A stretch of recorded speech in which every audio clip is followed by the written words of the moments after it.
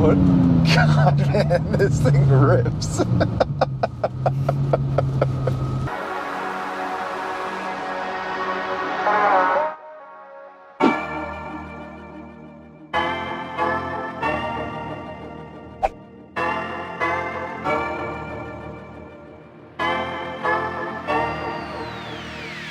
Hey, this is AJ. I own Eurocharge Minneapolis and AJ's Garage. 2009 LP560. It is a twin turbo car, Heffner stage 1. It's got upgraded clutch, and then obviously you see like a bunch of the aero carbon stuff on it. 28,000 miles. It's just a really fun car. I've wanted a twin turbo one forever.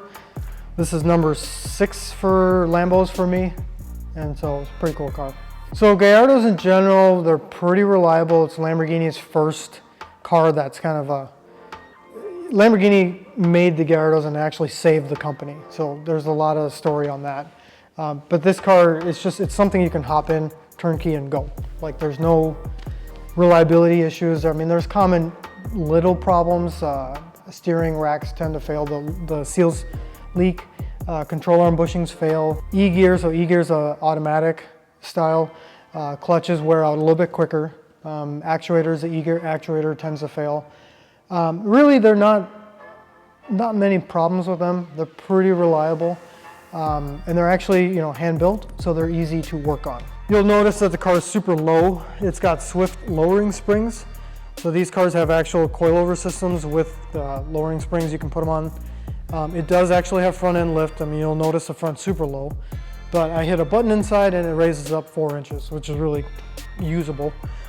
Coming to the back here, they don't typically come with these wings. This is a Superleggera wing. Mine's actually got the third brake light and a camera in it.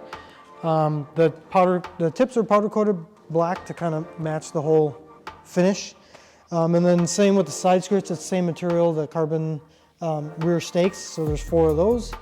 And a really cool thing, it's got a F1 style brake light. So when you hit the brakes, it's bright LED flashes. The LP560s are rarer on the market, and then finding twin turbo ones is definitely unique, rare. The biggest thing on these cars is the motors are redeveloped. They're 5.2 liter V10s, and they're a lot stronger than the older pre-LP Gallardos, which would be the orange one back there. Those are the 5.0. They have weak pistons rods, but these cars actually are pretty strong.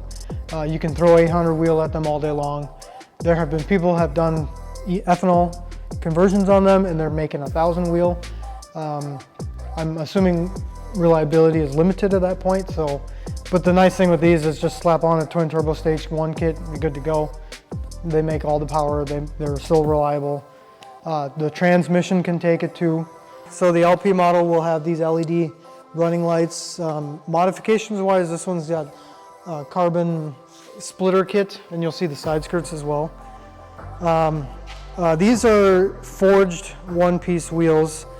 They kind of copy the ADV.1s, and I actually got a set back there, which are actually ADV.1s off of this car. They're going to go on the orange car. So you'll see the side splitters here. These are custom made. I don't think I've really seen very many of them. Carbon fiber, obviously. So Heffner Performance, this is actually the first LP560 built by Heffner. Back in, I think it was 2011, 2012. 68 millimeter turbos, upgraded clutch. It's running at low boost is 5.5 pounds of boost. High boost is 7.5 pounds of boost. So low boost made it 690 wheel, and high boost is about 800 wheel. We'll pop the trunk here. And here's where the goodness is, all the joy. So you'll see the 2 pipes. Typically there's a big old air box right there, but not anymore. And then right here you got the 2 turbos. So you'll notice that most twin turbo cars will have the intercooler set up right in this area. So this was an early production car. They actually have the intercoolers in the fenders here. So you'll see the piping in the video that it goes into the wall there. So that's where the intercoolers are. So it goes in there, and then it comes down and pops up here into the engine. The LP cars are limited in numbers versus a pre-LP. Pre-COVID, they were probably 110, 120,000 for an average mile car. COVID has increased pricing for used cars. The demand has gone up and the supply has gone down. So simple econ, the values on these are going up. So I've seen these for 120, 130, you know, stock. Now this one I have it listed. I just one day got a wild hair and I said I'll put it up for sale. Put it up for 145. I've had offers of 140. You know, it's people are seeing that the unique cars are harder to find. You know, finding one that's good, clean history, no stories, no, you know, incidents, accidents, or whatever. It's difficult. So, you know, buying and selling cars these days, there's a lot of people that hide stuff. So when you find one that's good, clean, you know, and the seller's honest about it and they're very transparent about the condition, you know, they're gonna ask top dollar. So for the inside, I have quite a bit of extras in here. It's got a huge Alpine head display, and it's got a wicked custom stereo system in here. The 10-inch sub back here behind the seat. Got these fancy floor mats, you know, something from eBay. This car, so I'm a vendor for these custom steering wheels. This is forged carbon with Alcantara grips, D-shaped bottom. It's got the Italian flag, white, green, and red stitching, and then a white, green, red stripe up top. These paddles, so these are aftermarket paddles. They only make like 30 of them, and I actually have a set. But the stock ones are about this big, and when you're kind of driving aggressively, you can't get to the paddles quick enough. So these are the aftermarket ones, are actually metal. Super nice. Carbon fiber center console on this one. Other than that, pretty stock on the inside. You know, it's got Bluetooth, Apple CarPlay, backup camera, really nice options to have. Oh, and I do have a radar detector system in here. It came with the car. So it's got jammers front and back, which I never use because I go the speed limit. This is the show car, you know, it's not a race car. My race car's back there, but it's just really fun to cruise. You know, you have a nice sunny day and you want to take it for a rip and just on ramp or maybe passing somebody, you just click it down a couple of gears and punch it, and it just turbo noises and spool and blow off valve sounds. It just sounds amazing.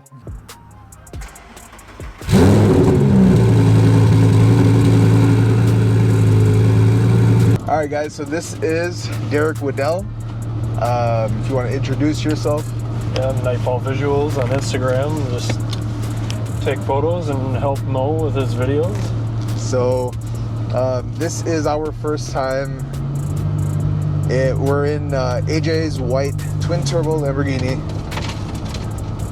and yeah, this is gonna be our reaction video to it.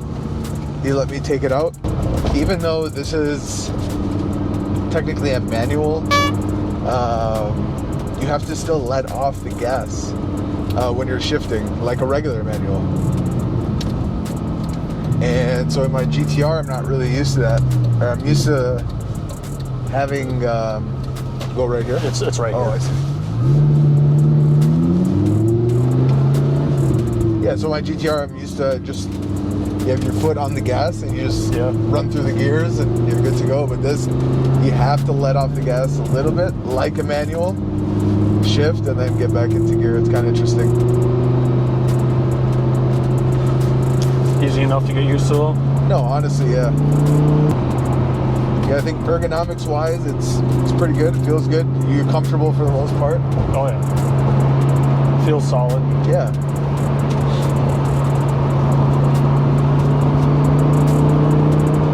So this is fourth gear at about 3,500 RPMs.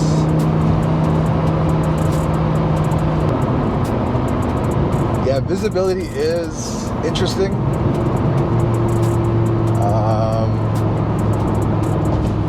I wonder if I should try to take. I'll stay on 7.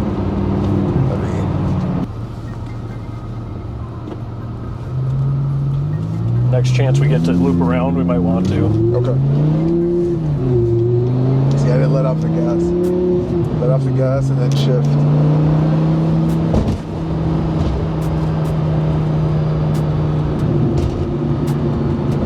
It sounds really good. I don't know if the mics are picking up the exhaust note, but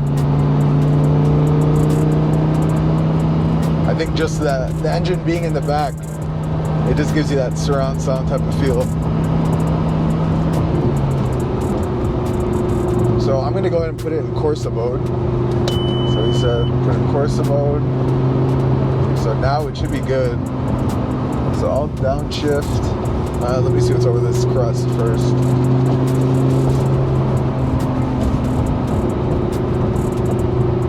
Yeah, you definitely get a lot more attention to this car. Look at these guys. Yeah, I'll turn it around. Maybe where that white car is. Yep, yeah, I'll go there.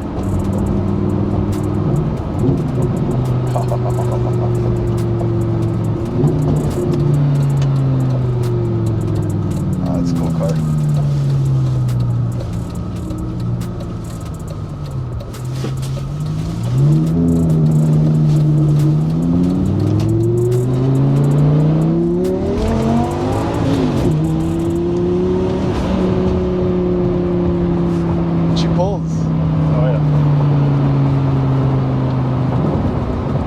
Like the rear view mirror, I can't see anything. Like, yeah, I'm trying to make sure, you know, me going up to the speed limit, just making sure I don't want to, you know, go past the speed limit. Obviously. Well, no, never. Yeah. So it's that sounds real nice. It sounds really good. I think, like, yeah, it's really an overall experience in this car, man. So I'm in first now.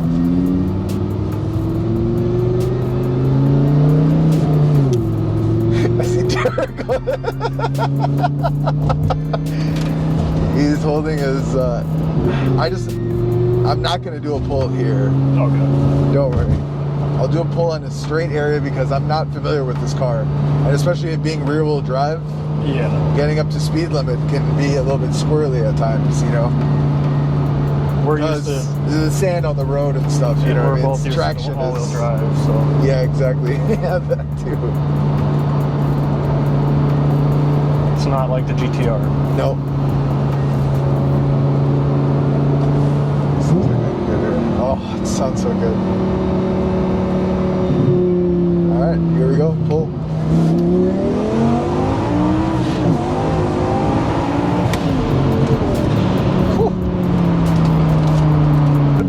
God, man, this thing rips.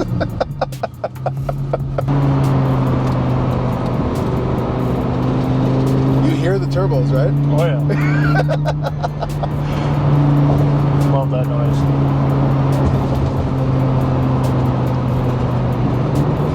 Yeah, so I'm smiling under this mask.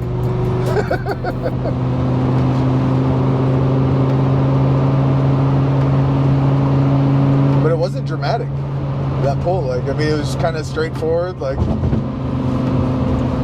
it didn't get out of hand. Like, I didn't feel the back end turning or getting out of whack or anything.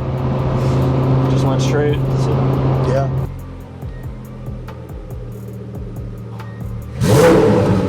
So that's the end of the video, guys. If you stuck around till the end, thank you. I do appreciate that. A big thank you also goes out to AJ for letting me drive his cars, review his cars, help him share his story about the vehicles that he owns. I will leave all the information to Eurocharge Minneapolis down in the description below. I'll also include AJ's Garage, which is his car dealership business as well. If you're looking for a supercar or any type of a car, he's the man to contact. He's the man to talk to. He'll get you sitting in the right car. So that being said, we will catch you guys on the next video. Thank you. Peace.